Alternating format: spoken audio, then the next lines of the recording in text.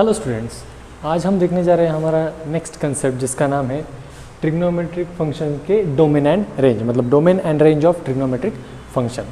अब ये डोमेन और रेंज मतलब क्या होता है कि फॉर एग्जांपल डोमेन मतलब ऐसा होता है कि जैसे हम कहें कि कोई एक बच्चा अगर रूरल एरिया से है, रूरल मतलब गांव की तरफ से है, और कोई अर्बन मतलब शहरी भाग से है, तो वो कहाँ से बिलोंग करता है, उसके हमारे जो कुछ भी वैल्यूज़ मिलने वाले हैं या उसकी जो कुछ भी प्रॉपर्टीज़ है, वो प्रॉपर्टीज़ कहाँ की होती है, वो हमारा मतलब होता है डोमेन। वैसे ही यहाँ पर ट्रिग्नोमेट्रिक फंक्शन का कुछ एक पर्टिकुलर डोमेन होता है और एक रेंज होती है। अब रेंज मतलब क्या, हम क्या कहते हैं कि भाई ये अगर प्लेयर खेलने वाला है, सिक्सर मारने वाला है, अगर ये प्लेयर बैटिंग करेगा तो इसकी सिक्स मारने की जो रेंज है वो 100 मीटर्स एंड अबव है। ठीक है, जैसे हम कहते हैं कि सपोज क्रिस गेल अगर क्रिकेट खेले तो हम क्या बोलते हैं, ये तो 100 मीटर के आगे ही छक्का मारेगा। ठीक है, अगर कोई एक प्लेयर खेल रहा होगा XYZ जिसका हम कहेंगे कि वो भाई ये अगर छक्का मारेगा तो बहुत ज़्यादा से ज़्यादा क्या होगा, इसका बाउंड्री रोप पर ही जाके गिरेगा। ठीक है, तो ये होता है, ये दिस इज़ कॉल्ड रेंज। अगर कोई एक एग्जांपल ले हम कि हमें पता है कि सपोज़ कोई एक पर्टिकुलर पर्सन है जिसकी परसेंटेज की रेंज, कि आपको पूछा किसी ने कि भाई तुझे 10th में कितने परसेंट मिले हुए, ठीक है, या जब रिजल्ट नहीं लगा था तो कहाँ तक आपकी रेंज आएगी, किस रेंज में तुझे मार्क्स आएंगे, तो आप क्या कहते थे कि मुझे 90 अबव या 90 to 95 या 95 प्लस ऐसे परसेंटेज मुझे मिलेंगे। करेक्ट, ऐसा आप कहते थे। तो ये जो आप बताते हो कि 90 to 95 या 75 एंड अबव या 95 and above, this is called as range. मतलब मिनिमम इतने मिलेंगे और मैक्सिमम इतने भी मिल सकते हैं। ठीक है, तो ऐसा आप कहते थे। तो वही यहाँ पर हमें चेक करना है ट्रिग्नोमेट्रिक फंक्शन में एक्चुअली क्या होता है। तो चलिए देखते हैं। अब ये डोमेन मतलब क्या होता है। देखिए, डोमेन का जो कंसेप्ट है, वो डोमेन के कंसेप्ट में मैं आपको बताना चाहूँगा। सबसे पहले तो हमारे पास एक आइडेंटिटी है। क्या है वो identity? Sine square theta plus cos square theta is equal to 1। The identity is sine square theta plus cos square theta is equal to 1। मतलब इसका क्या हो गया, इसमें एक तो साइन की वैल्यू, इसमें 3 पॉसिबिलिटीज आते हैं। देखिए कौन सी, एक तो साइन स्क्वायर थीटा, ये जो वैल्यू है इसकी वैल्यू 0 है, दूसरा कॉस की वैल्यू 0 है, और तीसरा इन बिटवीन 1 इनके वैल्यूज कुछ तो भी वेरीज होते हैं। ठीक है, तो सपोज हम ऐसा कंसिडर करते हैं कि साइन की जो वैल्यू है, साइन स्क्वायर थीटा, ये जो वैल्यू आने वाली है, ये वैल्यू हम 0 कंसिडर करते हैं फॉर इंस्टेंस। ठीक है, अगर ये 0 कंसिडर की तो इसकी वैल्यू क्या आने वाली है कॉस स्क्वायर थीटा की, cos square theta may be equal to 1। अगर ये 0 है तो कॉस स्क्वायर इक्वल टू 1 है। अगर कॉस 0 है तो साइन स्क्वायर की वैल्यू 1 है। ठीक है, अगर ये दोनों कुछ अलग अलग आए, इन दैट केस हम वो अलग केस बनता है और वो अलग कंसेप्ट बनता है, इसलिए ये 2 केसेस हम अब कंसिडर करते हैं। अब ये 2 केसेस कंसिडर करने के बाद क्या आता है, देखिए cos square theta is equal to 1 while we are performing or we are finding roots of quadratic equation। अगर कोई स्क्वायर है तो उसको क्वाड्रेटिक इक्वेशन के जब रूट फाइंड आउट करते हैं, तो अगर ऐसा कोई टर्म आता है तो हम क्या करते हैं, टेकिंग स्क्वायर रूट। तो अब यहाँ पर हम स्क्वायर रूट लेंगे। After taking square root on both sides, ये क्या हो जाएगा, cos theta is equal to plus और minus 1। Correct, cos theta is equal to plus और माइनस 1। अब ये इक्वल टू लिया इसलिए ऐसा रिलेशन आया हमारे पास। अगर हम यही रिलेशन ऐसा लेते थे कि cos square theta is less than और equal to 1, cos square theta is less than और इक्वल टू 1, इसमें भी वही करते हैं हम, क्या, टेकिंग स्क्वायर रूट। तो ये क्या आएगा, cos theta is less than और इक्वल टू प्लस और माइनस 1। अब ये लेस देन और इक्वल टू प्लस 1 रहा तो उसके लेस देन आएगा। मतलब देखिए यही रिलेशन हम कैसे लिख सकते हैं, cos theta is less than और इक्वल टू 1 और इज ग्रेटर देन और इक्वल टू माइनस 1। ठीक है, अब ये इक्वल टू था इसलिए हम यहाँ पर ऐसा कर सकते थे, लेकिन अगर वो इक्वल टू नहीं रहा, इन बिटवीन रहा, तो क्या करेंगे हम, cos थीटा की वैल्यू कहाँ से कहाँ तक वेरी होती है, फ्रॉम -1 टू +1। मतलब cos थीटा में देखिए, cos थीटा की वैल्यू कहाँ से कहाँ तक वेरी हो रही है, -1 to +1। That means what, the range of cos function is from -1 to +1। ये हो गई उसकी रेंज। अब इसका हमें क्या देखना है, ये कॉस फंक्शन की रेंज हुई। सिमिलरली हम क्या देखेंगे, साइन फंक्शन की रेंज।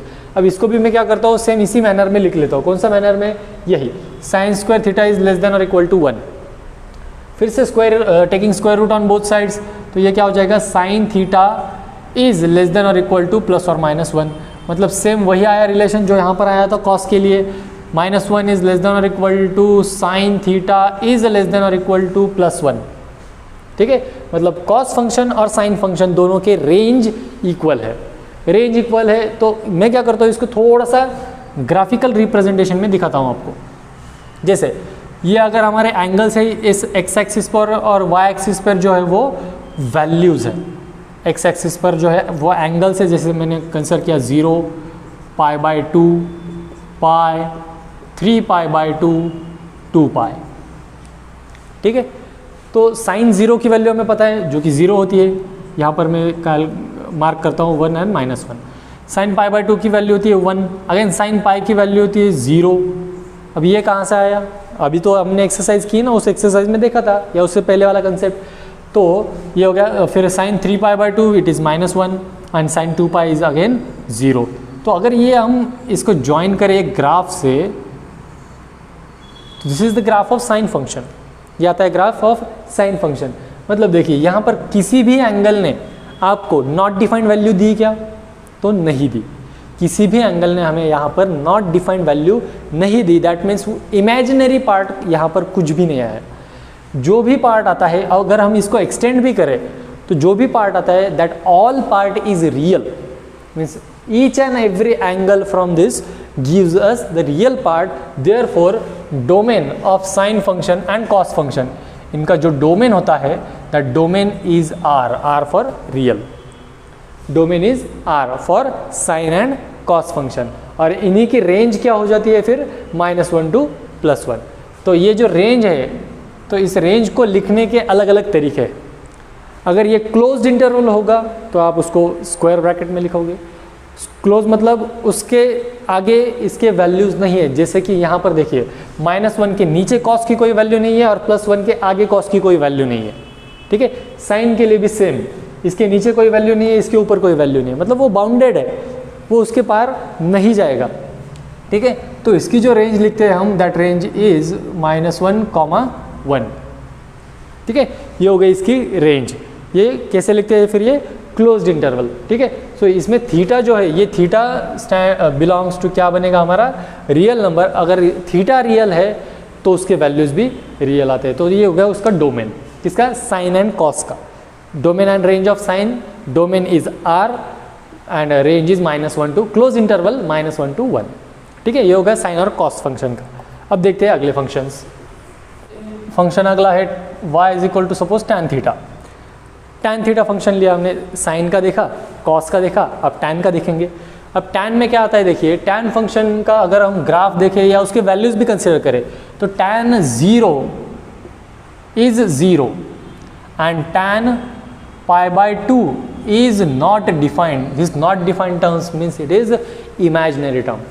ये क्या हो जाता है, इमेजिनरी टर्म बनता है। अब हम क्या करेंगे, इसको स्टैंडर्ड सर्कल के या ग्राफ में अगर हम हमारे क्वाड्रेंटल सिस्टम में अगर हम कंसिडर करें तो क्वाड्रेंटल सिस्टम में क्या होता है, देखिए ये एंगल होता है 0, ये बनता है π/2, फिर ये पाई, 3π/2, 2π, लाइकवाइज ये चलता रहता है, ठीक है। तो इन दैट केस अगर π/2 के लिए नॉट डिफाइंड वैल्यू आती है तो सिमिलरली टू दैट 3π/2 के लिए भी नॉट डिफाइंड ही आनी चाहिए, क्योंकि क्या होता है यहाँ पे y/x, यहाँ पर x कोऑर्डिनेट अगर 0 है, y कोऑर्डिनेट इसका कुछ भी रहने दो, तो y/x मतलब y/0 वो क्या मिलेगी हमें value, it is not defined. अगर वो वैल्यू हमें नॉट डिफाइंड मिलती है तो इसका मतलब क्या होता है हमारा, तो वहाँ पर हमें वो जो एंगल है वो एंगल हमें एक्सक्लूड करने पड़ेंगे, उनको छोड़ देना पड़ेगा। अगर ये एंगल हम छोड़ देते हैं तो क्या बचता है, देखिए 0π, 2π, 3π, 4π, 5π, ठीक है। लाइकवाइज उसके एंगल के मल्टीपल बचेंगे। तो कौन सा हमें एक्सक्लूड करना है, तो हमें एक्सक्लूड करना है nπ/2, करेक्ट, nπ/2 बोल रहा हूँ मैं। n स्टैंड्स फॉर और odd numbers, n stands for all the odd number, सारे जो ऑड नंबर है वो ऑड नंबर यहाँ पर हम इसको कंसिडर करेंगे, मतलब 1, 3, 5, 7, ठीक है, लाइकवाइज। तो उसका अगर क्या, अगर हम देखें तो प्लस और माइनस यही पॉजिटिव एंगल होगा, पॉजिटिव एंगल ऐसा रहेगा और नेगेटिव एंगल क्लॉकवाइज रहेगा। अगर प्लस और माइनस π/2 देखें तो यहाँ पर भी नॉट डिफाइंड है, और माइनस π/2 हमें पता है नेगेटिव π/2 मतलब -90 डिग्री कहाँ पर आता है, यहाँ पर आता है। अगर यहाँ से कैलकुलेट करें हम अलग डायरेक्शन में, क्लॉकवाइज डायरेक्शन में कैलकुलेट करें तो -π/2 यहाँ पर आता है, ये भी नॉट डिफाइंड, ये भी नॉट डिफाइंड। सिमिलरली +or-3π/2 ये भी नॉट डिफाइंड आ जाएंगे। सिमिलरली फिर +or-5π/2 ये भी नॉट डिफाइंड आ जाएगा।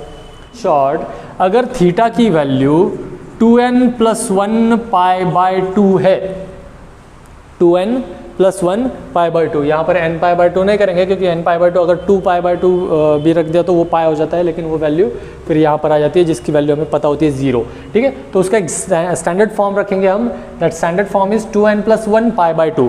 अगर ये थीटा है 2n+1π/2, यहाँ पर आप n की वैल्यू 0 रखो तो वो 2 × 0 दैट इज 2, 0 + 1 मतलब π/2, π/2 के लिए क्या है, नॉट डिफाइंड।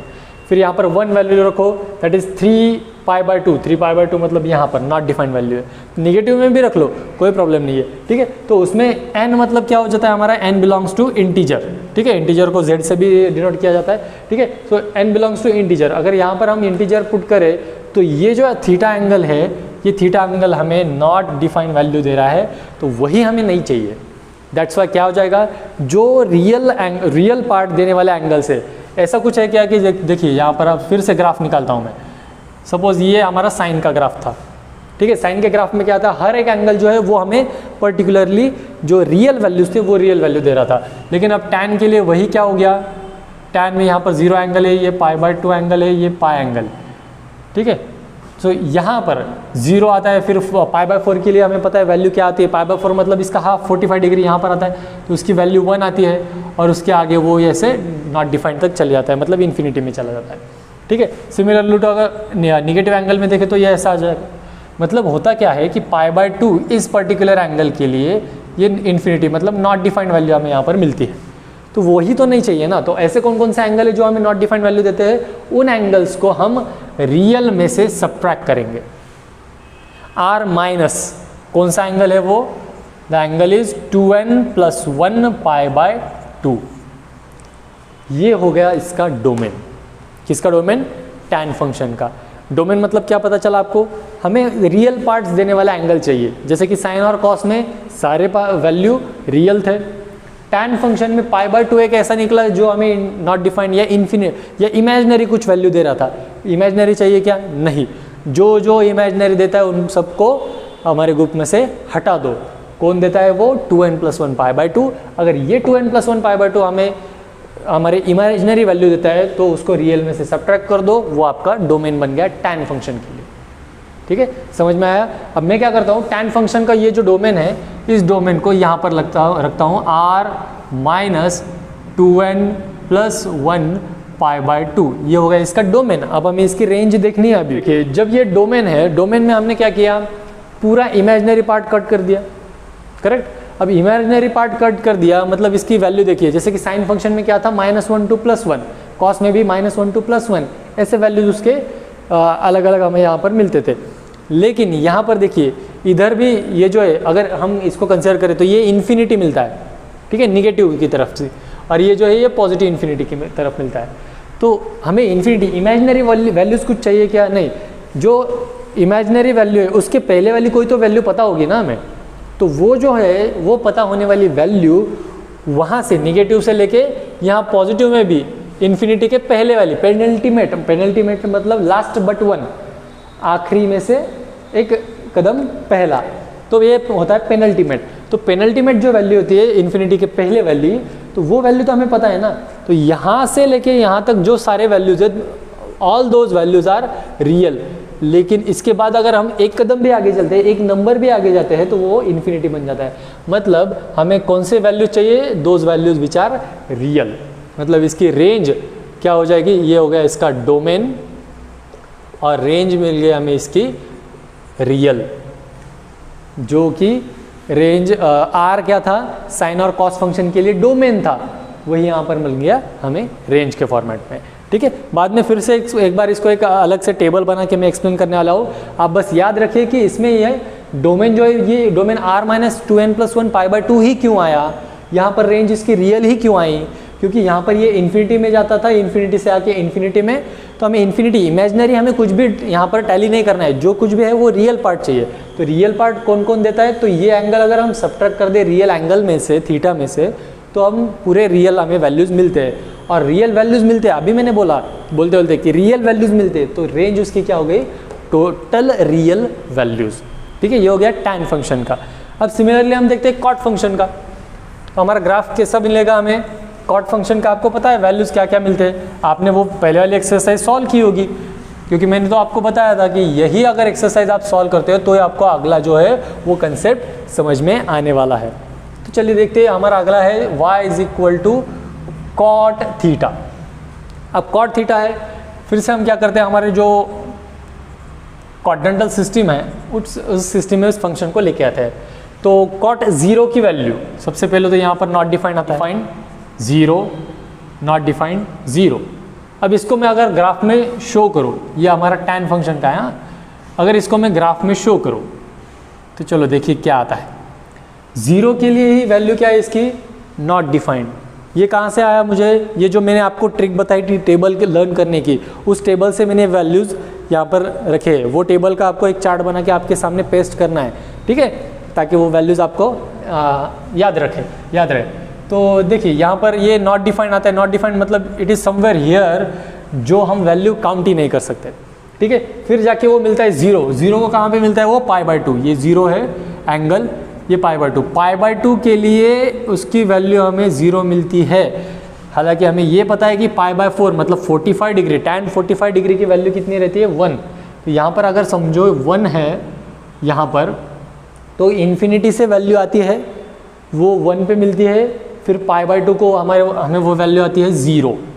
फिर आगे जाके क्या होता है, यही साइकिल रिपीट होती है, फिर वो वैल्यू हो जाती है -1 को, और फिर वो इन्फिनिटी में मर्ज हो जाता है, इन्फिनिटी तक चला जाता है।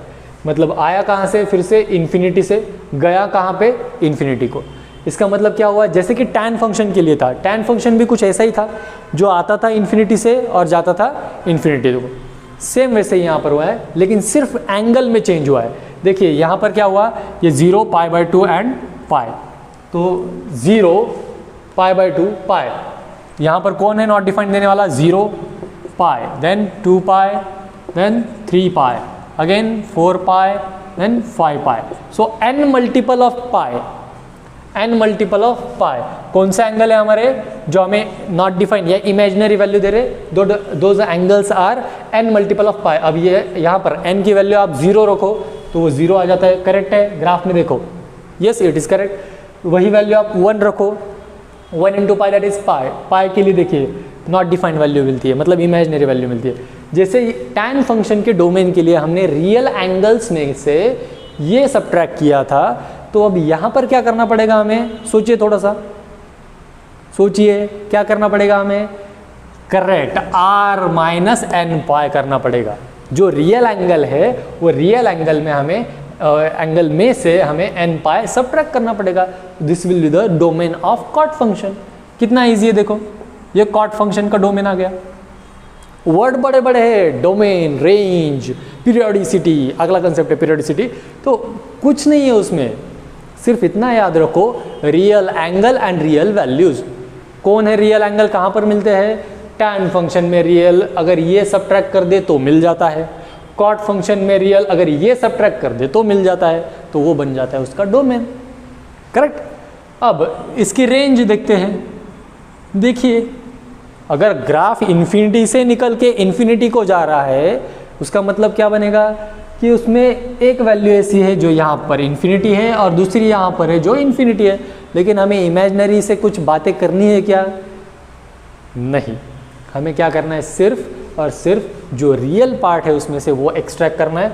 तो इसकी पेनल्टीमेट वैल्यू वो रियल होगी और इससे पेनल्टीमेट वैल्यू वो भी रियल होगी, तो इसकी रेंज क्या मिली हमें, real, same as tan function. tan function and cot function के ranges are same, those are real, मतलब r domain of cot function is r minus n pi, domain of tan function is r minus 2n plus 1 pi/2, क्योंकि यहाँ पर multiple of pi/2 जो है, जो odd multiple of pi/2 है, वो हमें यहाँ पर क्या देते हैं, इमेजिनरी वैल्यू देते हैं। यहाँ पर n मल्टीपल ऑफ पाई जो है वो हमें इमेजिनरी वैल्यू देते हैं। दैट्स वाई इसमें थोड़ा सा ये चेंज है।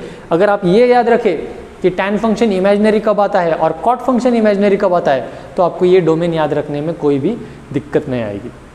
ठीक है।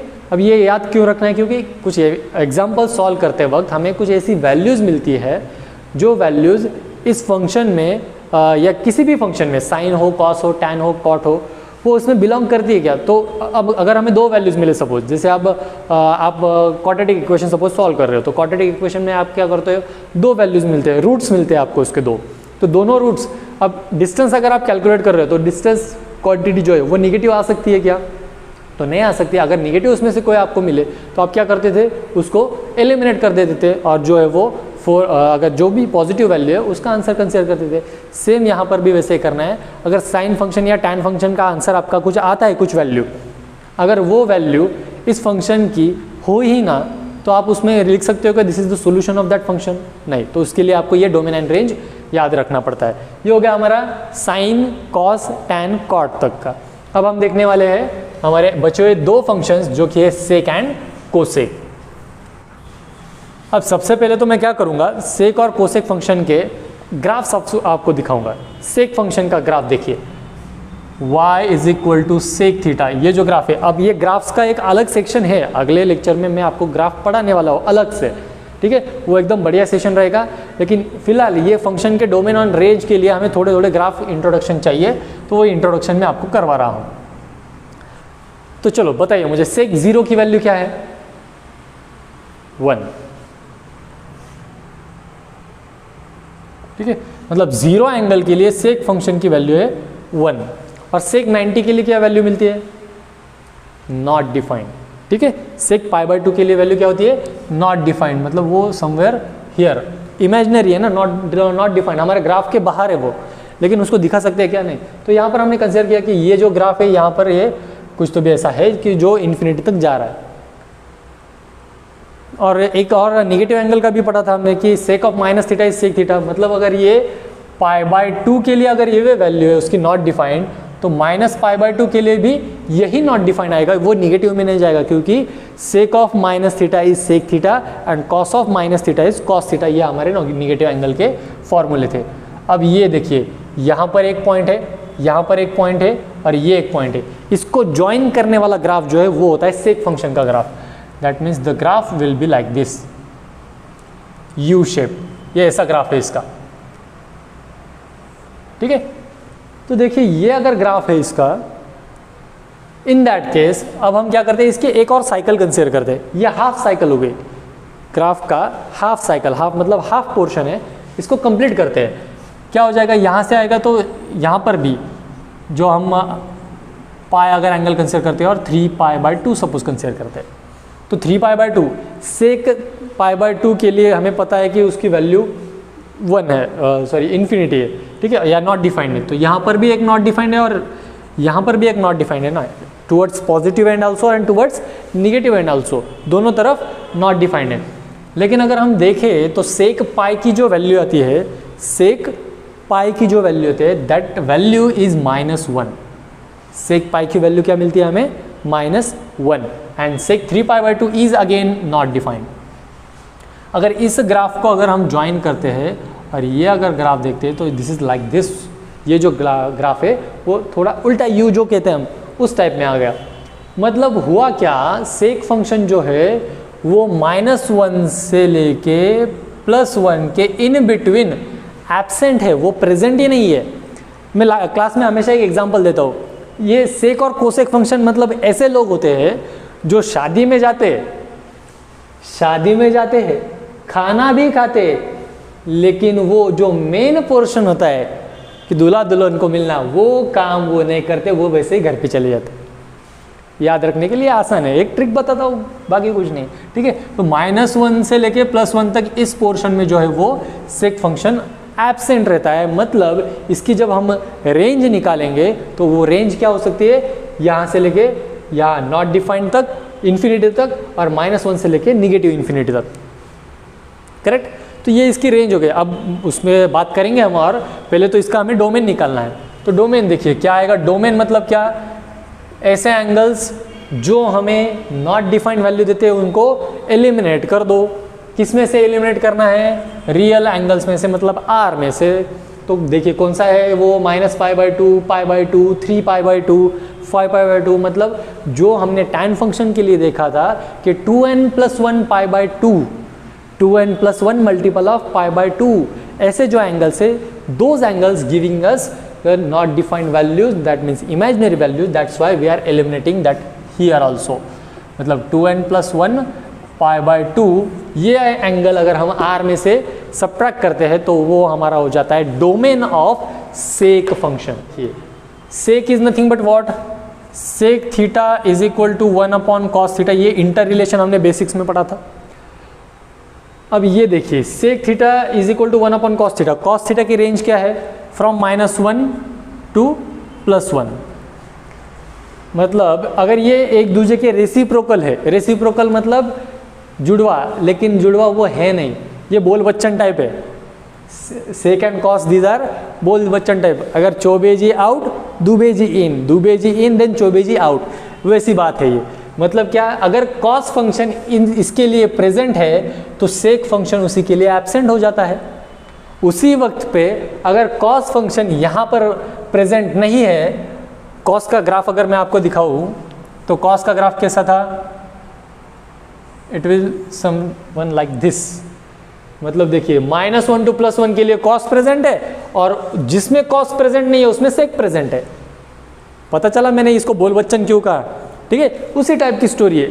-1 to +1 के लिए कॉस प्रेजेंट है तो उसी के लिए सेक एब्सेंट रहेगा, और अगर -1 के नीचे और +1 के ऊपर कॉस प्रेजेंट नहीं है तो उसी वक्त पे सेक प्रेजेंट हो जाता है। This is the graph of sec, this is the main difference between sec and cosec. तो यहाँ पर रेंज क्या मिलेगी हमें, अब देखिए यहाँ -∞ है और यहाँ पे +∞ है, तो -∞ से लेकर +∞ तक के सारे वैल्यूज आते हैं जैसे tan फंक्शन में आते थे, तो नहीं, यहाँ पर ये जो है इन्फिनिटी तो सबसे पहले हमें कंसिडर ही नहीं करना है। हमें क्या चाहिए, ओनली रियल। रेंज के लिए क्या चाहिए हमें, ओनली रियल पार्ट, मतलब r। अब इसमें से भी क्या हो रहा है कि रियल में से -1 और +1, ये जो रेंज है यहाँ तक के जो वैल्यूज़ है, ये वैल्यूज़ तो सेक फंक्शन के लिए प्रेजेंट ही नहीं है, मतलब उसके लिए वो सेक फंक्शन आता ही नहीं, सेक फंक्शन के वो वैल्यूज़ आते ही नहीं है। लेकिन -1 आता है और +1 भी आता है, उनके इन बिटवीन के वैल्यूज़ नहीं आते। -1 भी आता है और +1 भी आता है, उनके इन बिटवीन के वैल्यूज सिर्फ आते नहीं है। तो हमें क्या करना पड़ेगा कि वो -1 भी इंक्लूड होना चाहिए और +1 भी इंक्लूड होना चाहिए। इसको कहा जाता है ओपन इंटरवल। जैसे मैंने साइन फंक्शन के लिए आपको क्या कहा था कि ये -1 to +1 ये जो है ये क्लोज्ड इंटरवल में है, तो उसको हम स्क्वायर ब्रैकेट में लिखते हैं। अगर कोई ओपन इंटरवल है तो उसको हम ऐसे हमारे जो राउंड ब्रैकेट होते हैं उसमें लिखते हैं। अगर कोई सेमी ओपन और सेमी क्लोज होता है तो उसको हम ये सेमी ओपन और सेमी क्लोज ऐसे भी उसको कहा जाता है। मतलब इनमें से दोनों भी, semi open and semi close. जैसे आपका ये चैप्टर होगा रिलेशन फंक्शन वाला चैप्टर, उसमें आपको ये पूरा इन डिटेल पढ़ाया जाएगा, लेकिन इंट्रोडक्टरी पता होना चाहिए, इसलिए मैंने ये आपको इसी वक्त बता दिया। मतलब अब ये यहाँ पर देखिए, यहाँ पर क्या है कि यहाँ से आता है वो -∞ से, वहाँ पर का हमें सिर्फ जो पेनल्टीमेट रियल नंबर होगा वो रियल नंबर चाहिए। वो रियल नंबर कहाँ से मिलता है, कहाँ तक मिलता है हमें, रियल से -1 तक, ठीक है। और या फिर -1 के बाद वो गायब हो जाता है अचानक से, और फिर अचानक 1 को प्रेजेंट हो जाता है। 1 को प्रेजेंट होने के बाद भी वो यहाँ पर पॉजिटिव इन्फिनिटी है, उसकी जो पेनल्टीमेट वैल्यू है वो वैल्यू को वो फिर से मतलब वहाँ पर इमेजिनरी पार्ट में उसमें चला जाता है। तो रियल पार्ट हमें चाहिए माइनस, लेकिन रियल पार्ट में से हमें क्या माइनस करना है, the open interval of -1 to 1, ठीक है। ये हो गया इसका रेंज, किसका, सेक फंक्शन का रेंज ये हो गया r -1 to 1, ठीक है। अब कोसेक फंक्शन का देखते हैं। कोसेक फंक्शन के लिए आपको पता होना चाहिए कि इसका वैल्यूज कौन से एंगल ऐसे है जो हमें नॉट डिफाइंड वैल्यूज देते हैं। क्यों पता होना चाहिए, क्योंकि सबसे बड़ी बात यही है बच्चों कि डोमेन में सिर्फ हम रियल पार्ट से डील करते हैं। तो चलिए अब मैं ये ऐसा ही रखता हूँ जो सेक फंक्शन के हमारे डोमेन और रेंज थे, और यहाँ पर अब मैं लिखता हूँ कोसेक फंक्शन। तो कोसेक फंक्शन के लिए कौन से एंगल्स थे कि भाई जो हमें नॉट डिफाइंड वैल्यू देते थे। सबसे पहला एंगल था हमारा जो नॉट डिफाइंड वैल्यू हमें देता था, वो था 0। पता होगा ना आपको, आपने लर्न किया होगा टेबल। तो 0 के लिए वो हमें सबसे पहले नॉट डिफाइंड वैल्यू देता है, फिर पाई के लिए, फिर 2 पाई, फिर 3 पाई देन 4 पाई। कुछ याद आ रहा है, रिकॉल हो रहा है इसी लेक्चर का कुछ पार्ट? Cot function, correct. तो कॉट फंक्शन में क्या था कि n मल्टीपल ऑफ पाई जो था, तो वो n मल्टीपल ऑफ पाई हम रियल में से सबट्रैक्ट करते थे। तो यही बन गया डोमेन किसका? कोसेक फंक्शन का domain, r minus n pi. So r minus n pi is the domain of cosec function. कुछ फास्ट हो रहा है? नहीं, आप बार बार वीडियो देखिए, आपको ये समझ में आ जाएगा। ठीक है, सो डोमेन मिल गया हमारे इसको r माइनस एन पाई। ये मैंने कैसे कंक्लूड किया? क्योंकि मुझे पता था कि कौन सा एंगल है जो उसको नॉट डिफाइंड वैल्यू देता है। तो ये r माइनस एन पाई हो गया। अब r माइनस एन पाई हो गया, ये हो गया डोमेन। अब हमें चाहिए इसकी रेंज। रेंज के लिए हम निकालेंगे इसका ग्राफ। ग्राफ के लिए देखिए, सबसे पहले कोसेक 0 के लिए तो वो नॉट डिफाइंड है, मतलब यहाँ पर रहेगा वो, कहीं तो भी इन्फिनिटी में रहेगा। फिर अचानक से क्या हो जाता है, 90 डिग्री मतलब π/2 के लिए वो अचानक से प्रेजेंट हो जाता है और उसकी वैल्यू हमें मिलती है 1। फिर पाई रेडियन के लिए क्या हो जाता है, वो फिर से गायब हो जाता है कहीं तो भी इन्फिनिटी में, चुटकी बजा के गायब हो जाता है वो। ठीक है, तो ये जो है यहाँ पर ये ग्राफ मिलेगा हमें यहाँ से अगेन यू शेप्ड। मतलब ये किस टाइप का ग्राफ हुआ? वही जो सेक के लिए था, बस क्या हुआ इसमें π/2 वाला डिफरेंस आ गया। जो अगर अब मैं क्या करता हूँ, यहाँ पे सेक का एक ग्राफ ड्रॉ करके दिखाता हूँ आपको। ये ऐसा एक ग्राफ था सेक वाला, उसी को थोड़ा सा शिफ्ट किया हमने π/2 से, तो वो कोसेक का ग्राफ मिल गया हमें। जब सेक में हमें r माइनस 2n प्लस 1 π/2 था, अब वही यहाँ पर क्या हो गया 0 पाई अगेन पाई 2 पाई जो हमें नॉट डिफाइंड वैल्यू देता था। अब इसकी हाफ साइकिल हो गई। अब इसकी कंप्लीट साइकिल अगर हमें निकालनी है तो क्या करेंगे हम? फिर से ये 3 पाई/2 के लिए उसकी वैल्यू मिलती है हमें -1। ठीक है, तो कोसेक फंक्शन की 3 पाई/2 के लिए वैल्यू हमें मिलती है -1। तो ये -1 यहाँ पर आ गया, मतलब ये पाई इन्फिनिटी से आया -1 के लिए, और 2 पाई को कहाँ चला गया फिर से इन्फिनिटी तक। मतलब क्या हुआ, वही सेक फंक्शन वाला फिर से रिपीटेशन आया है। देखो, मतलब -1 से +1 तक के पोर्शन के लिए कोसेक फंक्शन फिर से एब्सेंट है। मतलब यहाँ पर भी देखिए -∞ to -1, फिर एब्सेंट, फिर 1 के लिए present and again positive infinity तक। लेकिन हमें इन्फिनिटी चाहिए क्या? नहीं, रियल पार्ट चाहिए। तो यहाँ पर भी क्या आएगा, r minus open interval of -1 open interval between -1 to 1। ठीक है, समझ में आया? These are called as domain and range of trigonometric function.